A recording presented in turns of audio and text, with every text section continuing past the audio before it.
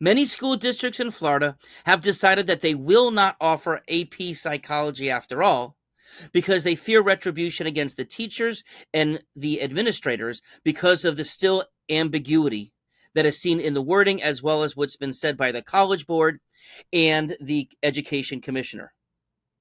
Our Florida students will be suffering because of this, and it can impact their future. Now, I wish I didn't have to, but let's talk about it. Hey everybody, it's Dr. David. So, goodness gracious, I was hoping we were going to be able to put this to rest and that the students would be able to take the classes that they want to take.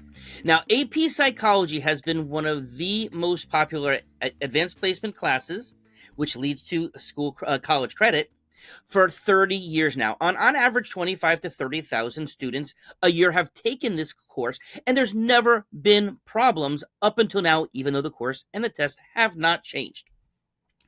Now, here we go with this Parental Rights and Education Act, this so inappropriately named, this really terrible name because it's the opposite, not allowing families to choose how they can educate their children on a case-by-case basis, which is what this is all about.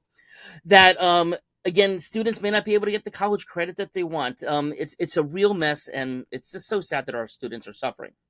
Now, the Education Commissioner, Manny Diaz, had made the announcement over the weekend saying that the department believes that the AP Psychology course can be taught in its entirety in a manner that is age appropriate and developmentally appropriate. However, the state of Florida doesn't define what that means. It leaves it open to interpretation. Inappropriate. Anybody can find anything inappropriate, I guess, right? The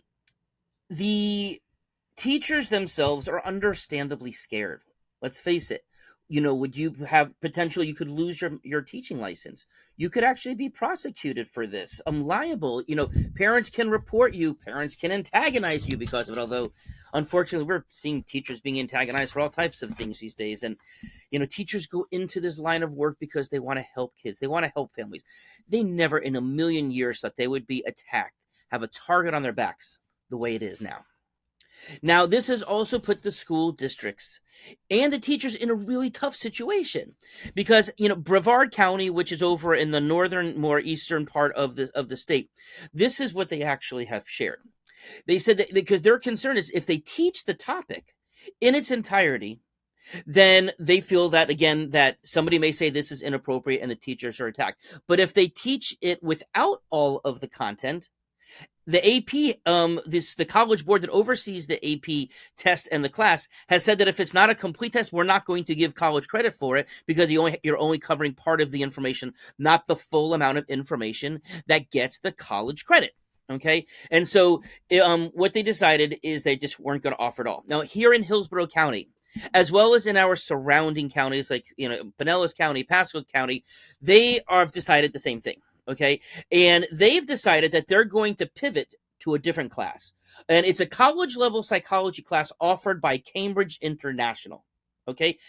But Cambridge has said that they're going to follow the state laws and not provide all of the content. So guess what? They got bullied. College Board did not, but they decided that they would instead step in, back down, and just be servants to the state of Florida. Really, way to go.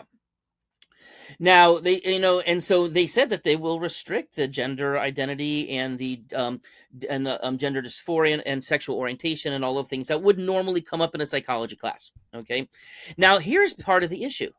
Once they change this curriculum, the American Council of Education, they're the ones who oversees to make sure that a course does in fact qualify for college credit.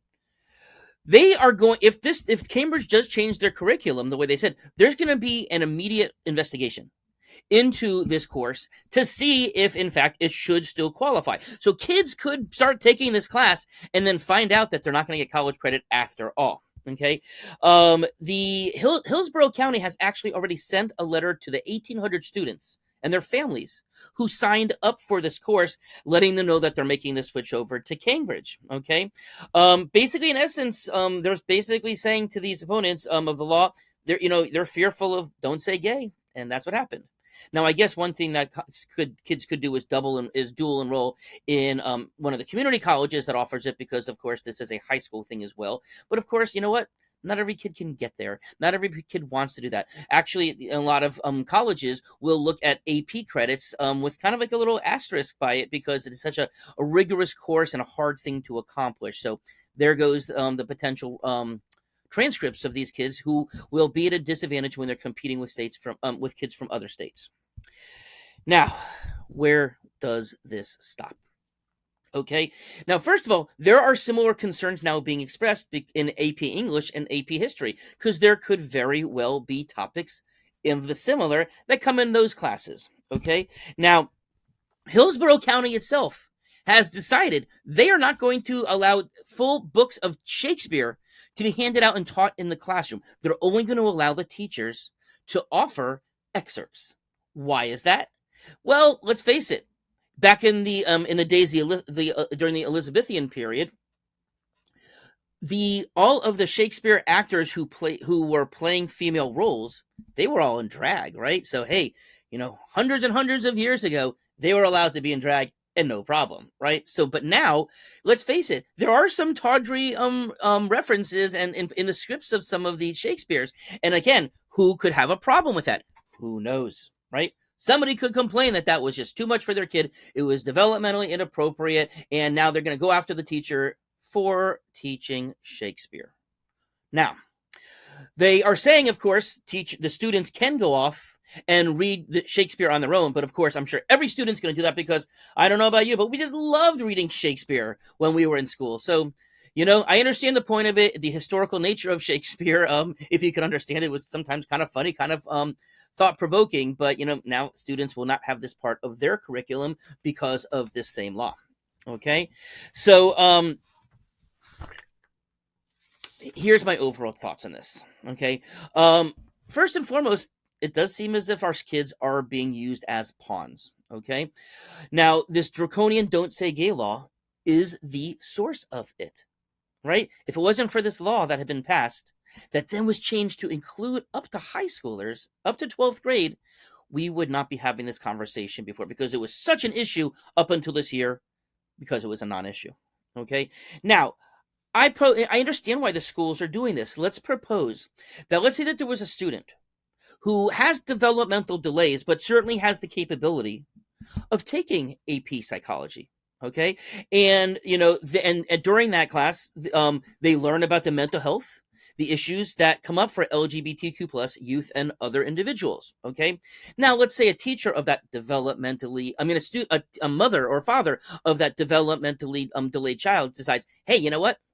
That is not developmentally appropriate for my kid, because my kid's development appropriate of a middle schooler, and they shouldn't be taught that. And guess what happens then?